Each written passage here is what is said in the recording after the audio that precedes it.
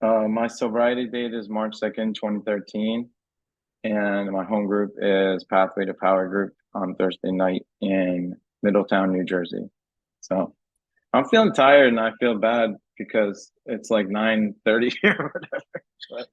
Um, so I'll just get into it, I guess. Uh, the what happened, what I was like, what happened, and what I'm like now, or what it's like now, whatever. Um, Yeah, I started drinking, I guess. I like to consider myself a late bloomer, you know. I started drinking like late in high school, I think, and I did sports in high school, and so drinking, there was a good enough reason at that time in my life to not drink because it really affected sports. I did gymnastics, so doing flips with a hangover is pretty rough. It's not a great feeling, and so.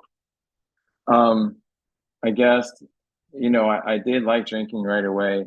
I liked I didn't like beer, the taste, but I did like the effect. Like, in high school, even I remember, one of the first times, like all of a sudden, all those berries, like all that, like thought, like, am I a cool kid? Am I not a cool kid? Like, can I do this? Can I do that? Can I talk to this person? Like all that internal dialogue that carried with me every day, just kind of like dissipated, right? And I was just in that moment of just doing what I guess like what I felt, being connected, right, to other people in the way that felt um better in that time than when I was sober. And I think that was kind of like the hook right away, even though I didn't like jump into full blown alcoholism when I was 18, I was able to kind of take it when I took it and leave it when I needed to leave it, right? So like other aspects of my life were more important than drinking at that time.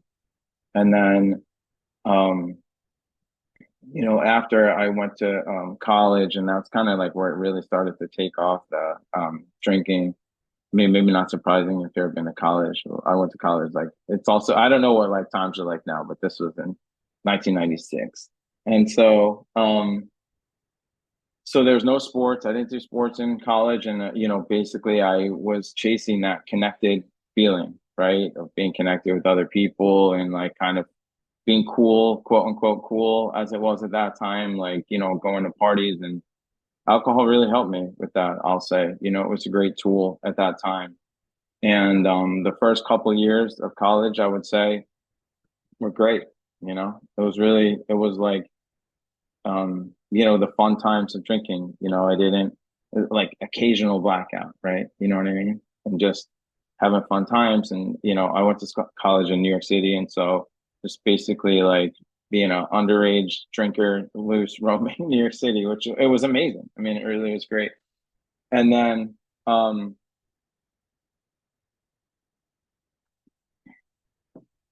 it just kind of like the importance and the proportion of time spent drinking just increased like from then till I got sober, right? But so some of the things that one of the things that was like, I guess, indicative of a issue with my drinking was that I started to black out like off very frequently, almost every time I drank at that time in college.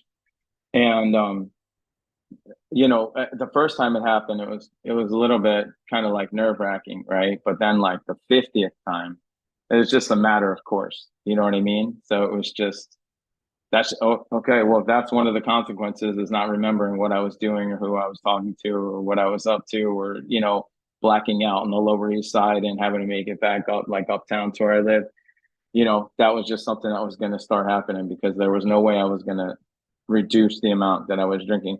I wouldn't say it was like a conscious thought, right? You know what I mean? Everybody in this room kind of get it was alcohol or like I couldn't, once I start drinking, I can't stop. That's why I'm sitting here. You know what I mean? I've never, ever, ever to this day, right? Ever, I've stopped drinking before, like while I'm like getting going, but I've never done it because it felt like I had had enough. You know what I mean? It was, oh, I've never put a drink down and been like, yeah, I'm at the perfect level, right? Of inebriated. I'm just gonna ride this out, right? Like I'm at the perfect level of dancing ability, pool ability, whatever it is, right? Where you hit your stride like in every night, you kind of hit your stride. But then I would always just go like boom off the deep end every time without fail. And so I mean, I think you guys get it. I've been in AA for a while. It's been working for a while. So but anyway, just to finish the story, so like I continued that drinking path. Um, After college, I moved to California. I lived in the Bay Area, and then I lived in San Francisco. And then after that, that's so when I lived in like in San Francisco, that time was like getting pretty dark. Like I had a job working in an oil refinery, and so I mostly just like it was a kind of brainless job. You just showed up, you worked and then you're finished. Like we worked from like 7 to 4, 7 to 3:30. So like by 4:30, I was home, and then I didn't have any other responsibilities. I was single, living by myself, and it's like running wild and just kind of drinking all the time. Like all my free time was spent drinking, basically. Like I'll talk about this maybe a little bit later, but like I would still wake up in the morning on Saturday and like go on a bike ride or go running or go surf or like whatever it was, right? And I think that prevented like that rationalizing mind that I have was like, oh well, if sure, like you blacked out like 4 days this week and were late for work and hung over at work, but you went on that bike ride, so like that's alcoholics don't go on bike rides. You know what I mean? And so when you start, like, I feel like it's indicative of a problem when you start doing stuff to rationalize to yourself that you're not an alcoholic. Like it's a bad sign, right? But I didn't get sober till years after that. So I don't want to do like the extended like editor's cut of my story here. But so so anyway, so San Francisco is getting a little bit dark. I had a couple incidents where I woke up like I was come home from the bar and I never made it home. So I was like woke up in the street and I just blacked out and just I was like, all right, this is a good enough place to sleep. And I woke up in the street a couple times, like the next morning. So I would go out with friends and I get lost and I woke up in the street. And that's where it started like strike me that that's not like fun. You know what I mean? This is like I'm in the upper percentile of problematic things here, right? And and so anyway, I was like doing a lot of stuff and just trying to, kind of just live life. And I ended up meeting this person at like this community college class, and he had just been to South America. So he'd been in South America for like 6 months. And he spent like $800. He told me. So I was like, all right, I'm gonna go to South America. I'm gonna straighten out. I'm gonna clean up. I'm gonna stop drinking. I'm just gonna quit, right? So I did that. I worked for a long time. I did caught all the overtime I could, and I moved to South America. Well, I mean, I was going to do an extended trip, like a 6 months trip to South America, as like a geographic change, right? Change my surroundings and clean up. And um, so I did that. I was in South America for like all about 18 months total. Um, and so that went well until it didn't. And I'll say so like for about I would say it was about like I want to say it was 2 months. 2 months, I didn't drink. I told people I didn't drink. I didn't, I was kind of like just adventuring and doing whatever I wanted. So there was like some sort of that like, emptiness I think was being fulfilled by, right? Like just, that adventurous, like, whatever I was doing, just traveling around and being a maniac. And the only reason I mentioned this is well, not there's two reasons I mentioned this, but one of the reasons is that I was let's say not drinking for like 60 days, and I met this girl, and then we were out on a date, and she's like, "Oh, I'm gonna have this drink," and I'm like, "Oh, me too." Like that was it. That was it. Like there's nothing like so since I've been in AA, it's like there's so much more to sobriety than just not drinking, right? It's like for me, like I don't want to say it's not important, right? It's kind of like a critical aspect of what we're doing here, but it's like secondary to like it has a there's a force right behind me which allows me to not drink, as opposed to at that time where it's just willpower. So like eventually, like the other shoe was going to drop or whatever that expression is. You know what I mean? If it didn't happen in that moment, it was going to happen in another moment. I was going to return to drinking because I was just doing it on the force of my own will. right? And um, so I started drinking again at that time, and then I ended up, anyway, it's kind of a long story, so I'll keep it brief. But I ended up marrying that person. So we moved back to the United States. Then we got married. Then, it wasn't necessarily because of my drinking. I think it was just like a very tumultuous relationship. We got married, we got divorced, and all this time, like the drinking is ramping up and ramping up. So anyway, it was kind of a wild ride there for a while, for about like a decade. And then I got divorced. Then I got married again. And so this is my second wife now. So, then it was kind of like that. I just want to say that at that time, like drinking was just so ingrained in my life. Like I want to say it was enjoyable, but it was more just something that I did, right? There was no question about, um, just drinking was just, it was just intrinsic, like with how I lived, right? And like I look back at some things I was doing at that time, and it was like, in the big book it'll say like your alcoholic mind seems like the only normal one, and it did. Like it didn't occur to me that this was somewhat rare, right, amongst people about how I lived my life. I just thought this is what everybody was doing. So so there was a bit of back and forth with my. Wait, was I married then? Yes. So I've been married for about 6 months, the second time. And my wife, so I came home one night, and it wasn't like, like an epic night. I mean, there were a few epic nights then, right? Yeah, it was just so mundane, right? It's just kind of like, and this is just my experience, of course, right? But it just seems so sad and dark and boring, my drinking at that time. Now, I wouldn't have told you then that it felt like that, but I know now that it did. And I used to black out every time I drank. So the darkness part, like the literal darkness of my life, I felt like was overtaking me. And so, there's a lot of like in the big book, if you kind of read through it, or in the, I feel like there's a lot of symbolism of darkness and light in just AA in general. And I always grab onto that because that darkness and so I guess like what I'll say, and like, I don't want to leave. So anyway, so I'm still married, and so 6 months I was married for 6 months, and then my wife, basically I came home drunk. It was like a Thursday night. It was like an Amstel light night. It wasn't anything crazy, and but I did throw up in our kitchen sink, and that was like, I guess, the straw that broke the camel's back with my wife. And not nearly the worst thing that had happened to between us, right? Regarding alcoholism. And so um, she like wrote me this letter, which I describe as, it wasn't the first letter, but I was very aware that this was the last letter, right? So that was on a Thursday. I was invited by her to spend some time away from the home for the weekend. And so I stayed with some friends, and I went out with them obviously to like, kind of like think through this concept of like, this is a problem. This drinking is a problem. So let's go to the bar and figure it out. And so that was Friday. I went out, and then Saturday, that's my sobriety date, March 2nd, 2013. So Saturday I came home, you know, um, sort of, puppy dog eyes, trying to like get back into good graces. It's never going to happen again. But there was some part of me that was like, I just don't really, I can't do this anymore. Right.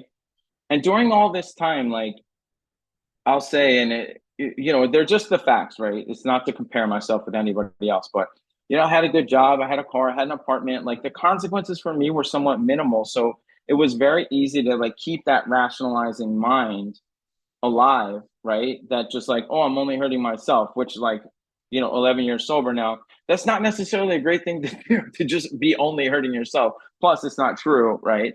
And um, so I came back. I started looking into AA. My dad has been sober. He got sober in AA in 1970. So he's been sober for 54 years. My brother's sober, like, he's like 2 years. He has 12 years, or I have 11 years. He has 13 years. And so I called my brother. He's like, oh, you can go to a meeting. So, so I went to my first AA meeting. I got sober in Brooklyn. Went to my first AA meeting in in Park Slope. Anyway, I don't know if you guys know neighborhoods of Brooklyn, but anyway, in Park Slope, I looked through that meeting book, and it was like with the codes and like the this and that. I was like, I'm just gonna. There was a beginner meeting, so I went to beginner meeting. So I went to beginner meeting. I talked to my brother. He's like, "Dude, you could just go check it out. No big deal. Just go sit in the back and just kind of see if you know kind of just check it out, right?" He was like doing the sober thing, like not he was in attraction rather than promotion. But if somebody calls me and says, "Should I go to a meeting?" Like for me, the answer is always probably, right? If you're considering AA, right, you're probably not having a great experience with drinking in your life. And so I went to this beginner meeting. I was just gonna check it out. And I'll say um it was so for so long, right? And that's what I mentioned, like because I had an apartment, blah blah blah. For so long, I was just trying to like realistically, like, and anyway, in respect to the meeting, but I was like, what the f is your problem? Like every morning, right? What? Why can't you just get it together? You know what I mean? Followed by like, well, I won't. I'm gonna just go on the bike ride and that's it today, right? Followed by, well, it is four, right? Followed by the next morning. Why can't you just get it together? Because like in all aspects of my life, I was like somewhat capable of living, right? Except this one had me licked every time and now I've been drinking for like around 17, 18 years, let's say. And I just couldn't figure it out what my problem was. I was like, oh, maybe you're just a psychopath or you have this issue. And like I didn't know anything about alcoholism, right? It was like these people surrounding me that were sober, but they were just doing their thing and they weren't like kind of delivering the message to me because one, I was a very secretive drinker towards the end, and two, that's not how if you tell somebody, catch somebody with a hangover and say, hey, you really need to go to AA, it's not always a great experience for everyone. So anyway, so getting back, so I'm in this meeting, and the reason I was mentioning that is, the guy starts sharing. Well, first of all, yeah, okay, so the guy starts sharing, and for some reason, and I have a strong higher power. Like I have a strong connection with a higher power. That's what keeps me sober. And for some reason, I attribute it, of course, to that higher power. This is this young kid. He's sharing. It was like an open meeting or I guess a speaker discussion. Um, and he's sharing about he was a 13-year-old runaway, and he was in a 2-year rehab, right? And he was talking about like his experience with drinking, and his story was not related to mine in any way, none. Like there were no similarities at all. And but like he's about done talking, and I was like, oh, that thing I've been trying to figure out, this is it. I have alcoholism, right? And it just like hit me out of nowhere. I'm like, oh man, I'm not a psychopath. Well, I mean, it turns out later I'll find out that I am a psychopath, but alcoholism, I was like, oh, geez, man, what a relief, right? And um, so at that meeting, so I'm hiding out in the back and I'm waiting, kind of just seeing how it goes. But it's a speaker discussion, definitely. So then I do round robin sharing, which I didn't know what it was. And if you're not familiar with round robin sharing is just sharing in a circle, right? The whole meeting goes in a circle. So I'm there and just trying to hide out, but I know I know how a circle works, So I see us like going, going, going, and it comes around to me, and I just said, "Hey, I'm Mike. I'm an alcoholic." And I think I said I'm ready for a change or something. I don't know what I didn't know what I was supposed to do, right? And that was the first time I like participated and like admitted to myself in a real way, right? Or admitted to other people, I should say, that I was an alcoholic. And um it was somewhat significant, right? Like even I always do that now. I have like this nervous tick of like, did I say I was an alcoholic? So like now if I'm at a meeting, it just like rolls off the tongue, right? Or I'm like, did I say it? Did I not say it? But like to do it for the first time, I would say it was somewhat impactful. And you know, I'll just say, and this is not in judgment to anyone, but I've been sober since that meeting. I've been sober since the first meeting I've ever been to, and I've always enjoyed being sober in this time of sobriety. I haven't always been happy about it, but I've always enjoyed it, and in those first few months um, of early sobriety, the, the being, I think one is just like committing to the thing. And I mean, you could put that word in quotes, but like having the grace to be able to not do the thing that's been sort of the issue that you're carrying with you, or the that concept in the back of your mind of like, what is my problem, and just not doing that like one day at a time. It was, astonishing almost, right? And so I was also extremely angry, extremely angry for like at least 3 months. Very, very angry, extremely angry. So, um, I think that it's the medicine that works for me, right? Alcohol, and so this is the medicine that works for me now. But in that in between period, and it's still a mystery to me, although I tend to attribute it to higher power, how did I have the grace to do it every day, right? To not drink every day, right? Like I'd been drinking every day for maybe not every single day or whatever, it doesn't really matter, but maybe not every single day, but I've been drinking regularly, blacking out regularly for 17, 18 years. And I came to AA meeting and I just stopped for 11 years. And so, I mean, that's kind of miraculous if you think about it. But I mean, I wasn't thinking about it, and I really enjoyed like the morning. I was like getting back into the morning, just being awake in the morning, like eating breakfast, and like simple stuff. I was just having a lot of gratitude for simple stuff back then. Um, I got So at that first meeting, this guy like in Brooklyn, in this area of Brooklyn where I was living, there's really strong sobriety, really like cool sobriety scene, a ton of meetings, like a just astonishing amount of meetings.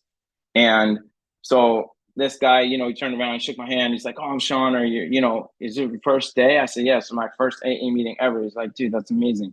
Let's meet." And so, I got a sponsor right away, and I met him like, so he's like, this is on Tuesday, my first meeting. On Saturday, there's like this big morning meeting in Brooklyn called Third Step One Flight Up. And so I met him there. He's like, meet me at this meeting. And then I went, and then I didn't talk to him from Tuesday. And then Saturday, he was at the meeting. I couldn't believe it. I was like, this guy told me he's gonna meet me here and he's here. It's crazy. So we went out for coffee after, which is somewhat typical. And we were just talking, drinking. And I don't know how I'm doing on time. I hope I'm doing all right. But the so we're talking outside this 6 minute warning. cafe. We're talking outside this cafe, and this woman comes running out of the park, right, with all her running gear on, like all dressed up, looking very fit. And then out of like the waistband of her pants, like jogging pants, she takes out a cigarette and lights it, right? That just finished running. And she walks past us and he looks around, he looks at her and he goes, "Man, I totally get that." And now like instantaneous, I was like, these are my people. You know what I mean? That makes so much sense to me, right?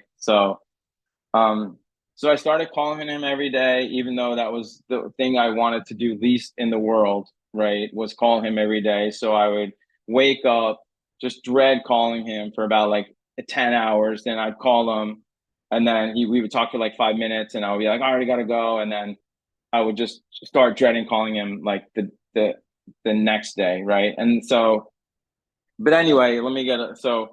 Um, so I started working with him. Then I switched to another sponsor who was a friend of my brother's, and we started working the steps. And the thing I like to talk about when I share these things is like the whole first year of my sobriety. I say, even though I was working the steps and kind of doing the thing, I had a home group, I had a service commitment, was just me questioning whether I was alcoholic enough for AA, because I would go to speaker meetings and people would share their stories, and like I was like, oh man, that's like way worse than anything I ever did, right?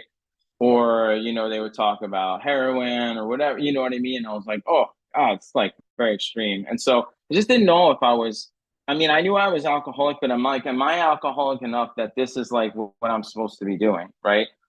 And um, come to find out that I discovered that it doesn't really matter, I think, how much you drank or in what aspect or however you got into AA, because like the medicine here works for me, right? Coming to AA meetings and like doing service and working with others and all those things that I try to bring into my sober life these days, like, no, it works. I feel better, right? I haven't loved everything anybody has ever said at an AA meeting, but I've never come out feeling worse than I went in, right? There's like a camaraderie and I think a spiritual connectedness that happens at AA meetings that just works for me, you know? I have a little sober network. And then, just to mention, so when I was about 9 months sober, I used to live in an apartment building, and my upstairs neighbor, we would like hang and like get wasted together. And we were walking like back from the subway or whatever, and he's like, "Hey, I think I need. What are you doing?" Right, like something like that. And I was like, "Oh," because he knew I wasn't drinking. He's like, "How are you doing that?" And I was like, "Oh, I go to AA." And he's like, "I need to do that." And I was like, "All right, well, anytime you want to talk about it." He's like, "No, kid, like, is there a meeting tonight?" I was like, yeah, yeah, there is, right? And so him and I went to a meeting. It was like on a Sunday night. My home group was on Monday night. And um, through him, I started to get into like this different experience with AA, I would say at that time, which was like I was doing the steps with my sponsor and I was going to um meetings, but I wasn't like connected. And through this guy, because he loved fellowship, so I'd go to fellowship with him because I hated fellowship, but I felt like he needed like my support or whatever. And so me and him became friends. And oh, all right, sorry. Me and him became friends, and then there was another couple people all in the same like graduating class, right? We're all year of 2013 that were in my home group. And so we started like going to fellowship and going out to dinner and hanging out and becoming friends. And like, then it like exploded my experience, right? Of like that idea of being connected and that idea of like AA kind of like not just being this one thing I did on Mondays, Wednesdays, and Fridays. It was like became kind of like this experience became dispersed throughout my life because we would hang out and we were like connected. We were friends, right? So I'd go to the meeting, sure, for the experience, but I would go to the meeting also just to see my friends. And, I don't know. I guess there's so much more to share. Like I have such a beautiful life today because of AA, and I don't know if I can explain all of it in this meeting, but it's I have two little kids now, and I have that same wife still stuck around. And if I can manage to get out of my own way on a daily basis, which I do by kind of practicing these principles, life is pretty good. So I think that's all I got.